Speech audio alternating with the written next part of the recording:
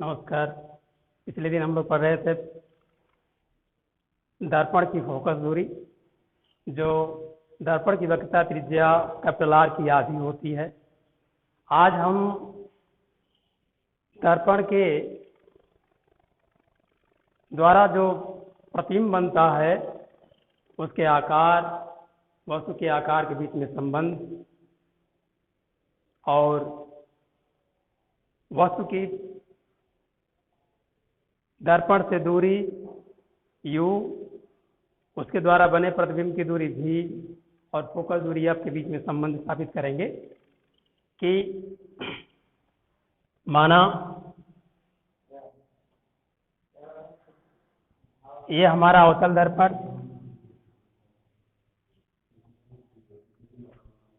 ये वस्तु है।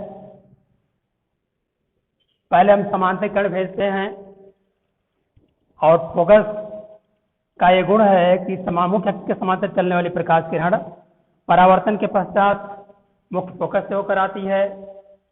और दूसरा है कि वक्रता केंद्र C से जो प्रकाश किरण जाएगी वस्तु के किसी बिंदु से वक्रता केंद्र C से होकर जो प्रकाश किरण जाएगी वह दर्पण से टकराने के पश्चात फिर उसी मार्ग से वापस लौट आती है। ये दोनों किरणें जहां मिलती हैं, एक दूसरे से मिलती हैं, वहां इस बिंदु B से चली हैं प्रकाश किरणें, बिंदु B डैश पर मिलती हैं। बिंदु B का B डैश पर प्रतिबिंब बना और वस्तु AB का A डैश B डैश प्रतिबिंब फोकस F और वक्रता केंद्र C के बीच में प्राप्त होता है। माना इस वस्तु की दूरी u हम ऋणात्मक लेते हैं,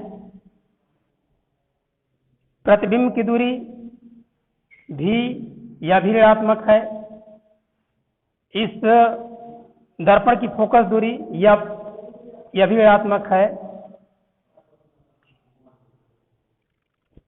यह बिंदु B से चलने वाली प्रकाश किरण यहाँ दर्पण पर मान लेते हैं बिंदु M पर पहुंचती है, गिरती है और M से हम ये Mn लंब डालते हैं।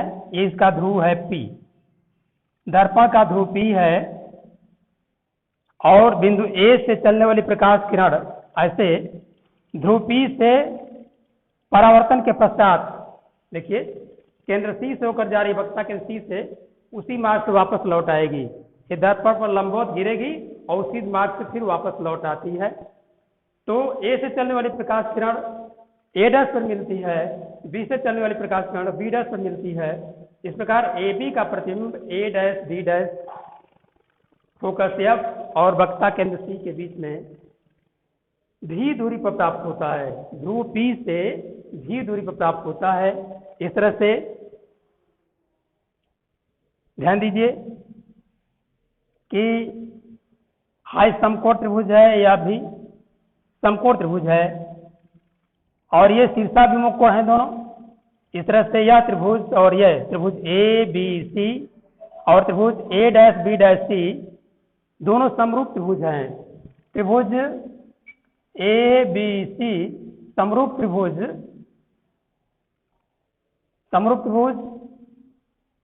A dash B dash C में क्या होगा भाई? समरूप त्रिभुज में समान कोणों के सामने की भुजाएं समान अनुपात में होती हैं। यहाँ AB बटे A dash B dash, AB बटे A डैश B डैश में जो अनुपात होगा वही अनुपात AC और A डैश C में होगा, बराबर AC बटे A डैश C। AC क्या आ गया? AC है आपका AP minus CP, AP minus CP और A डैश C क्या आ गया? A डैश C यह है CP minus A dash C, CP minus A dash P बराबर एपी। एपी क्या है भैया, ये ध्रुव पी से बस की दूरी है माइनस यू, माइनस सीपी क्या है भैया, वक्ता केंद्र, वक्ता त्रिज्या, उसकी दूरी होगी वक्ता त्रिज्या, वो फोकस दूरी की 2 गुनी होगी। हम कल का पढ़ चुके हैं पिछले दिन कि वक्ता त्रिज्या का फोकस दूरी आधी होती है। यदि यहाँ से यहाँ तक दूरी कैपिटल आर है तो यह दूरी कैपिटल आर इस फोकस दूरी एफ का 2 गुनी होगी 2f minus 2f upon CP minus 2f upon A dash P. A dash P क्या भैया, इस प्रतिबिंब ए डैश बी डैश की ध्रुव पी से दूरी है माइनस भी बराबर क्या होगा भैया, ये माइनस इन सब जगह से कट जाएगा, क्या बचेगा ए बी बटे ए डैश बी डैश बराबर you minus 2f upon 2f minus भी। ये पहला समीकरण हुआ। और उसी तरह से यहां देख लीजिए, यह भी समरूप त्रिभुज है। ये दोनों समकोण त्रिभुज ए डैश बी डैश एफ और एफ एम एन, ये दोनों भी समरूप त्रिभुज हैं, आई शीर्षाभिमुख कोण हैं, आपस में बराबर होंगे। ये दोनों समकोण त्रिभुज हैं, इसलिए यह दोनों त्रिभुज आपस में समरूप त्रिभुज होंगे। त्रिभुज एफ एम एन, त्रिभुज एफ एम एन समरूप त्रिभुज ए डैश बी डैश एफ में हम भुजाओं में संबंध स्थापित करेंगे। यहाँ एम एन बटे ए डैश बी डैश, पहले त्रिभुज एफ एम एन में एम एन बटे ए डैश बी डैश बराबर M N A dash B dash बराबर बढ़ने हो जाएगा आपका एफ एन बटे A dash F, F N बटे A dash F. F N क्या होगा भैया, ये एफ एन क्या है, F P minus N P, F P minus N P, F P minus N P upon A dash P dash क्या होगा भैया, A dash F, A dash F बराबर हो जाएगा A dash P minus F P, A dash P minus F P. F P क्या है, focus दूरी है माइनस एफ, माइनस,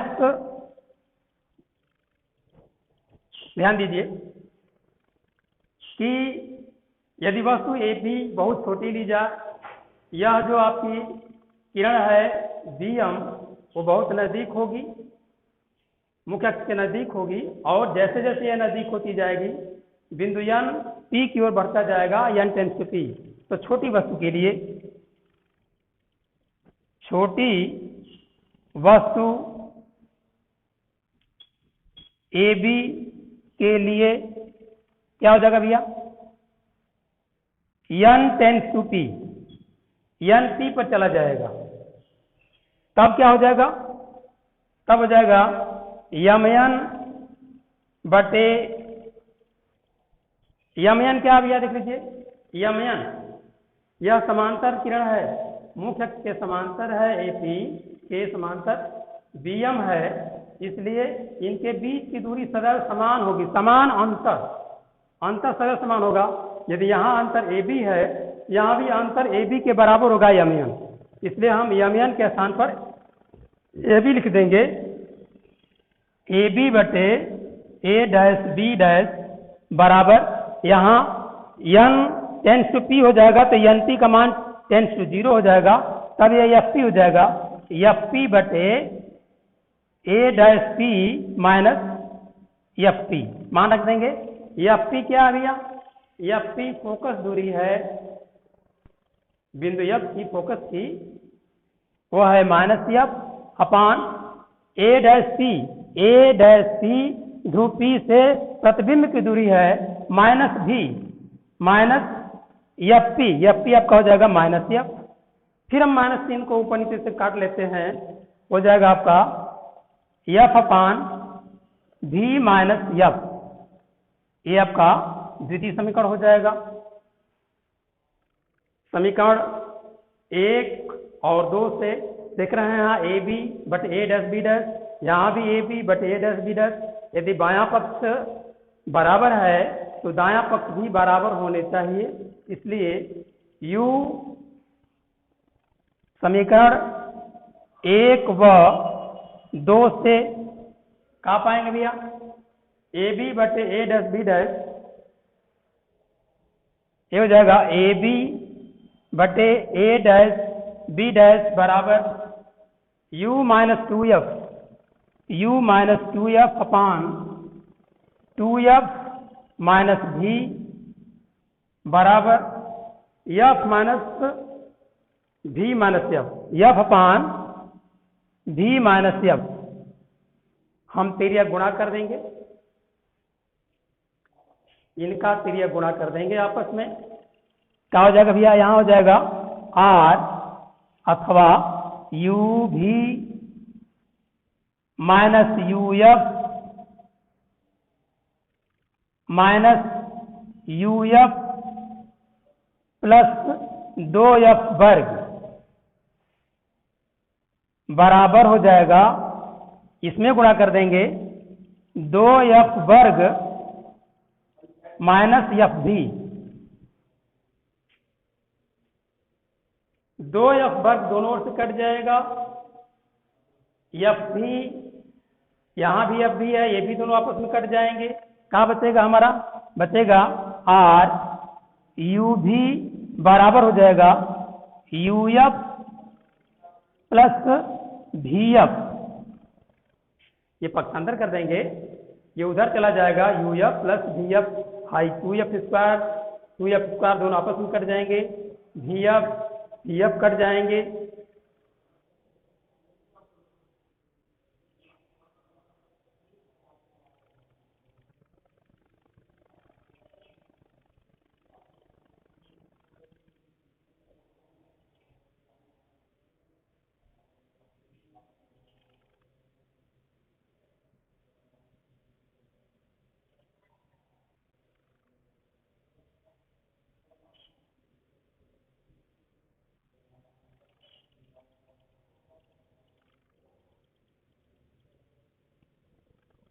यू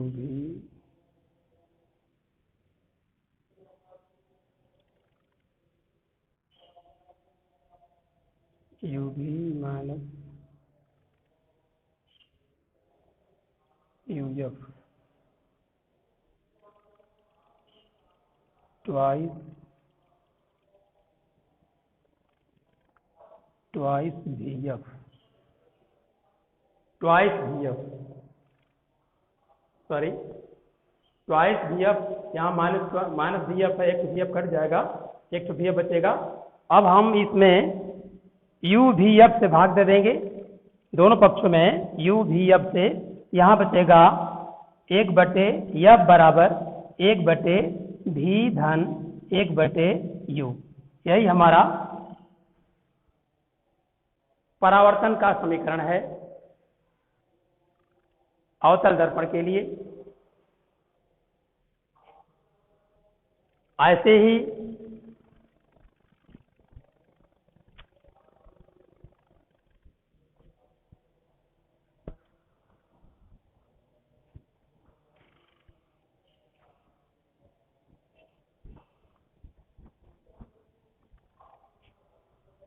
हम यहाँ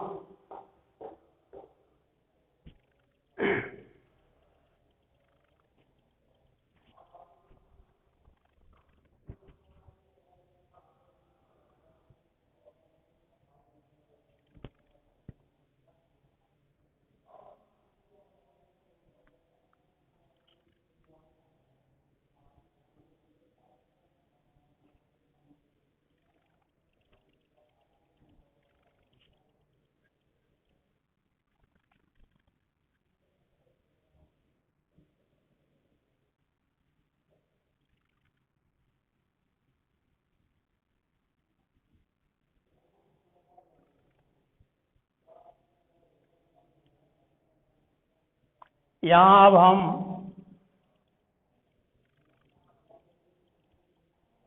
आवर्धन क्षमता ज्ञात करेंगे। रेखीय आवर्धन A B A dash B dash, वस्तु की दूरी है ध्रुव P से u है, प्रतिबिंब की दूरी v है, वस्तु का आकार ऑब्जेक्ट इसको कहते हैं, ऑब्जेक्ट वस्तु,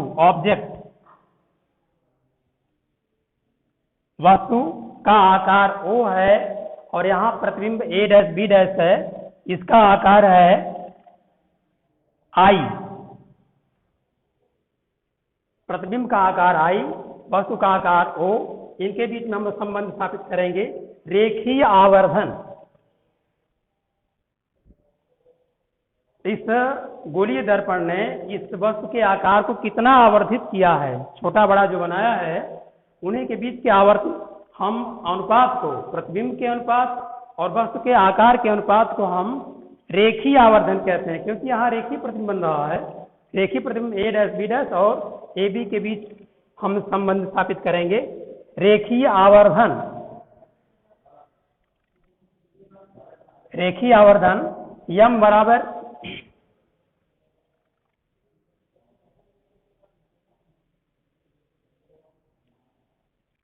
यहाँ ज्ञात करना है रेखीय आवर्धन यम। हम यहाँ देख रहे हैं कि ए बी बटे, ध्यान दीजिए, यहाँ जो प्रकाश किरण बी से चल रही है ध्रुव P पर पहुंचेगी, ये आपतन कोण I बनाएगी, और यह लौट रही है जो कि B डैश से किरण जाएगी, ये परावर्तन कोण R बनाएगी। ये दोनों कोण आपस में बराबर होंगे, आपतन कोण बराबर परावर्तन कोण, और यह दोनों कोण क्या है, समकोण है। तो इन दोनों त्रिभुजों ए बी पी और ए डैश बी डैश पी में ये दोनों समरूप त्रिभुज हैं। इसलिए समरूप त्रिभुजों में हम पढ़ चुके हैं, जान चुके हैं कि भुजाएं समान अनुपात में होती हैं, समान कोणों के सामने की भुजाएं समान अनुपात में होती हैं। इसलिए यहाँ इस R के सामने की भुजा ए डैश बी डैश, इस I के सामने की भुजा ए बी के बीच जो अनुपात होगा ए डैश बी डैश, चूंकि ए डैश बी डैश बटे ए बी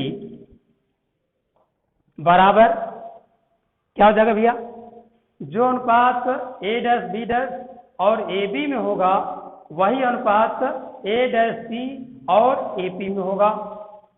ए डैश सी बटे ए पी, चिन्ह के साथ हम रख देते हैं। ए डैश बी डैश, ए डैश बी डैश जो प्रतिबिंब का आकार है आई, देखिए हमने कहा है चिन्ह परिपाटी में, ये जो ऊपर होती है दूरी है मुख के ऊपर, धन नीचे ऋण होती है, ये दूरी नीचे चली गई है ए डैश बी डैश, ये ऋणात्मक होगा माइनस आई बटे ए बी ओ ऑब्जेक्ट, और ए डैश पी क्या गया, माइनस भी है, माइनस भी बटे इसकी दूरी minus you, minus minus cut जाएगा, आपका क्या बचेगा भैया, भी बटे यू। और यहाँ रेखीय आवर्धन यम बराबर होता है, रेखीय आवर्धन यम बराबर आई बटे ओ, प्रतिबिंब का आकार बटे वस्तु का आकार, प्रतिबिंब का आकार आई बटे वस्तु का आकार ओ, क्या हो जाएगा भैया, हम दोनों ओर हम माइनस चिन्ह से गुणा कर देंगे, क्या हो जाएगा, आई बटे ओ बराबर हो जाएगा माइनस भी बटे यू। तो रेखीय आवर्धन यम बराबर आई बटे ओ बराबर भी बटे यू। तो ये रहा अवतल गोलीय दर्पण के लिए। आगे